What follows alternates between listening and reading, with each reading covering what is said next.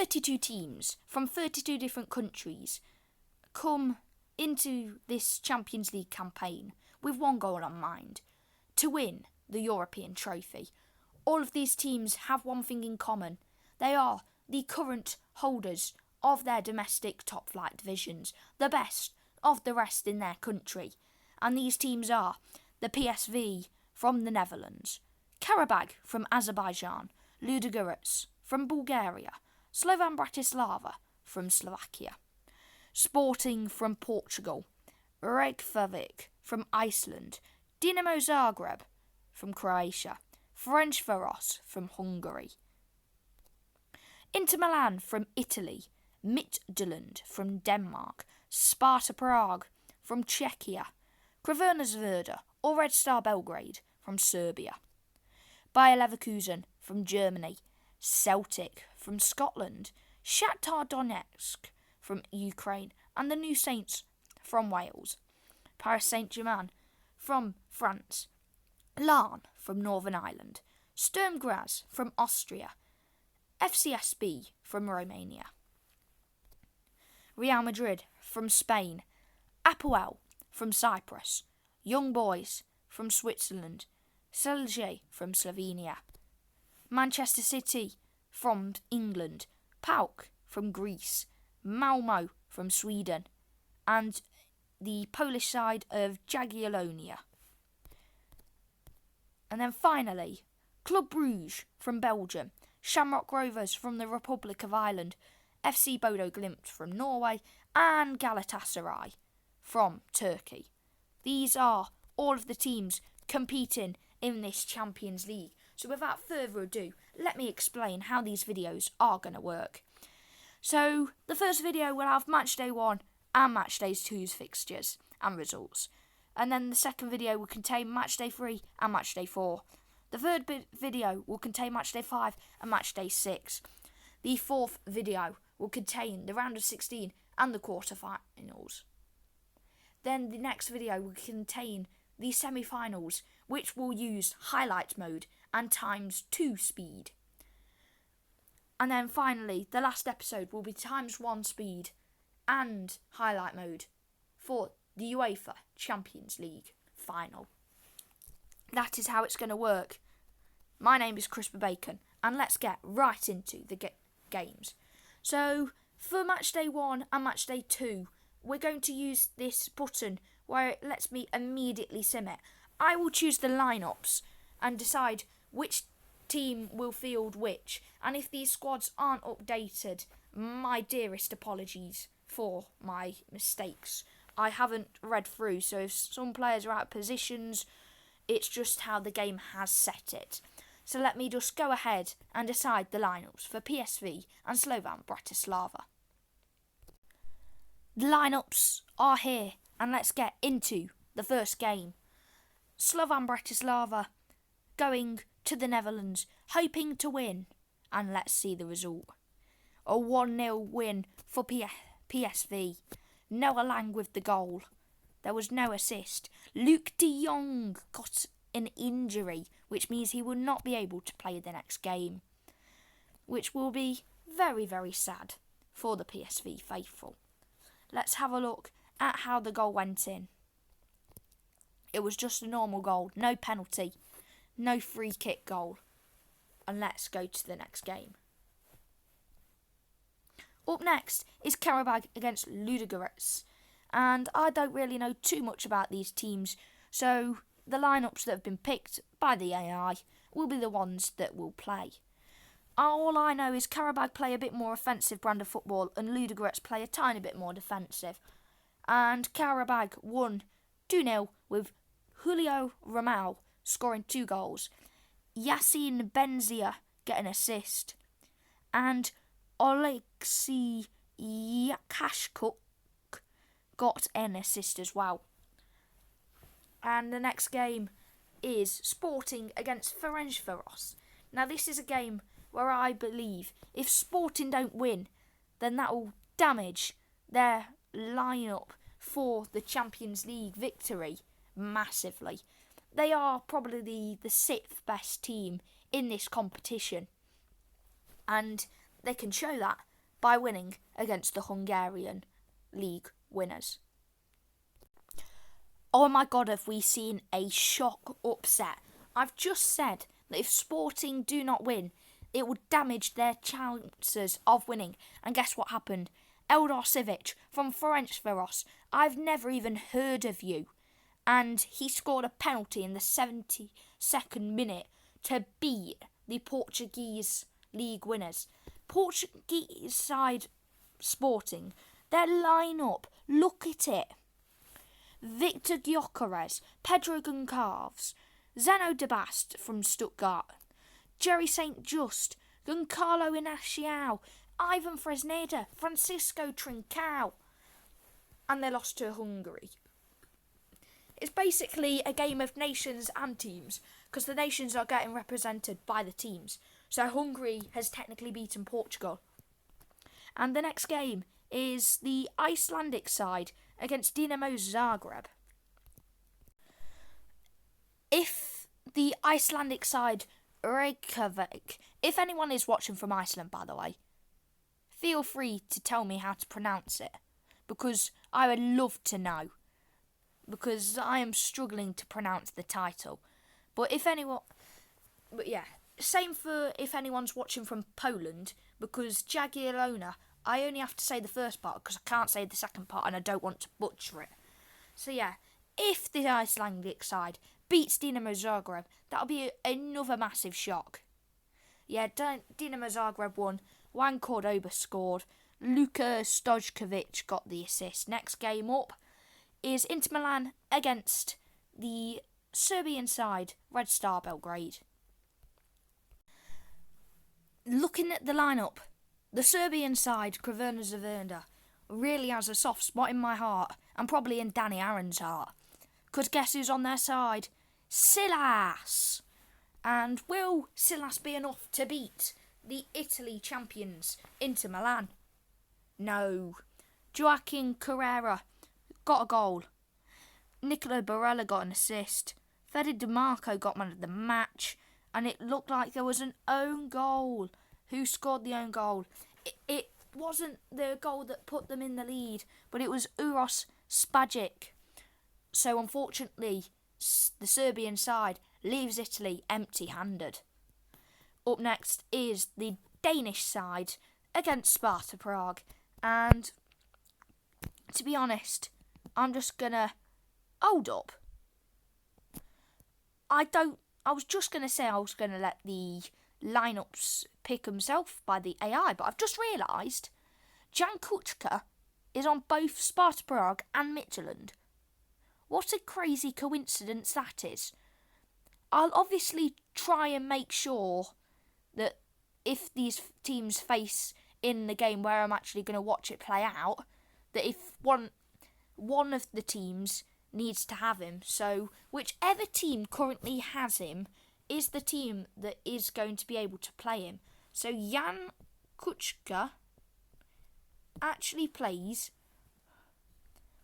for Midtjylland now, so Sparta Prague will not be allowed to use him, and if they do, then we'll just have to pretend he does not come on.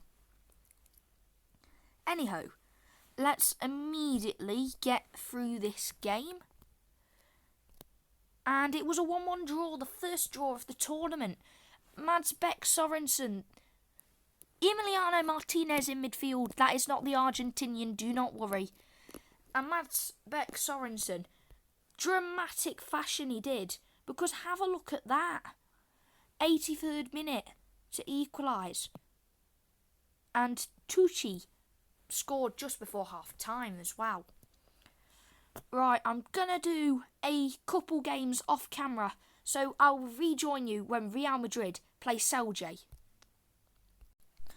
Just an update, Shakhtar Donetsk scored 2 late goals, a penalty and a 90+1 minute goal to beat Celtic. And to be honest, that is probably the latest you can get to win a game. And the other game was Bayer Leverkusen 3, the New Saints 1. Now I'll rejoin you in a minute. We are back where Real Madrid face Celje from Slovenia. This is going to be a very interesting game. So here is the lineups. Just making a few tweaks and changes to make sure that the right players are playing. And I'm going to actually let them play a 4-2-4. I think it will be very, very nice to see him play a 4-2-4, Real Madrid. And that also means that they'll be a bit more offensive. And they did win 1-0. They didn't use a substitution, and it was Endrick. Bobby Charlton Endrick wins the match for Real Madrid. And now, here's a game that I'm actually interested in. Apoel against Young Boys. These are two sides of relative same region of performance. Max Meyer, you might notice him from Crystal Palace. Pizzi, you might notice him from Braga. Marquinhos, I don't know if that is the Marquinhos that plays for Arsenal and is out on loan. I could not tell you. And then Anastonis Donis, I remember him because he was in Respect the Jeffs Birmingham City videos. So yeah, without further ado, let's see the result. A 1-0 win to Apoel. Wow, that really did shock me. I thought Young Boys would get the upper edge, but it looks like Apoel, it's their fortress that has made them be able to win. And if we just wait for my game to reload. Sorry, that normally happens when I'm recording videos. I normally get a chance to cut it out, but I didn't. And it did not save the result. So, let's just flash back and hope that the same outcome happens. Otherwise, they might feel a little bit hard done by. And hopefully, the same outcome does happen. Oh no. I may have selected not immediate this time. But yeah, this is how the unimmediate setting works. It just shows you everything at times 3 speed. And Apoel are winning 1-0. So if it stays like this, yeah, no harm has been done there. The goal scoring might not have been the same, but at least they got the same result. And now we're going to Manchester City against the Polish side. Let's just edit the lineup, because obviously we don't want the lineup looking bad, because I'm not going to get blamed for the lineups being bad, which might lead to a team losing. Edison in net. I don't know any of the Polish team's players. And you know what? Let's watch this game as well. Just see how it plays out. Injury. There was an injury. No, it wouldn't tell me who got injured here. Oh my god. The Polish side's winning 2-0. Guys, everybody stay calm. Everybody stay calm. The Polish side. No way. Palulu pulled up with an injury. And Lamine Diaby Fadiga. I have not heard of him before. But he has literally single-handedly made Jagiellonia beat Manchester City at the Etihad. I never thought I'd say that in my life. And now let's have a look at PAOK against Malmo. And this is another game where we're going to watch it.